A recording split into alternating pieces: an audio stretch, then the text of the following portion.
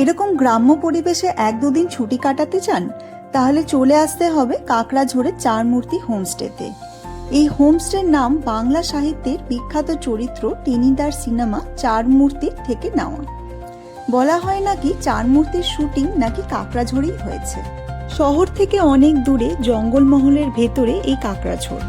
হোমস্টের চারিপাশটা ঘন জঙ্গল আর পাহাড়ে ঘেরা। এখানে রুম আর 4 বেলা খাওয়া নিয়ে একজনের 1500 করে পড়েছে। আমরা স্টে করেছিলাম এই দুটো কটেজে। আমাদের কটেজের নাম ছিল খ্যাচাংফু।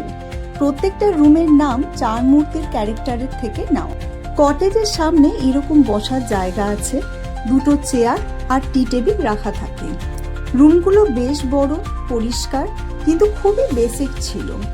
রুমে 2টো করে বেড আছে, একটা টি টেবিল, আয়না, জামা কাপড় রাখার জন্য। একটা কথা বলতেই হবে, বাইরে কিন্তু দুপুরে বেশ গরম লাগছিল, কিন্তু রুমের ভেতরটা কিন্তু এসি ছাড়াই বেশ ঠান্ডা ছিল। বাথরুমটাও বেশ বড় ছিল আর পরিষ্কার। আপনাদের যদি দেশি চিকেন বা শালপাতা পোড়া চিকেন খেতে ইচ্ছা করে তাহলে আগে থেকে বলে দিলে সেটার ব্যবস্থা ওনারা করে দেবেন, কিন্তু সেটার চার্জ এক্সট্রা।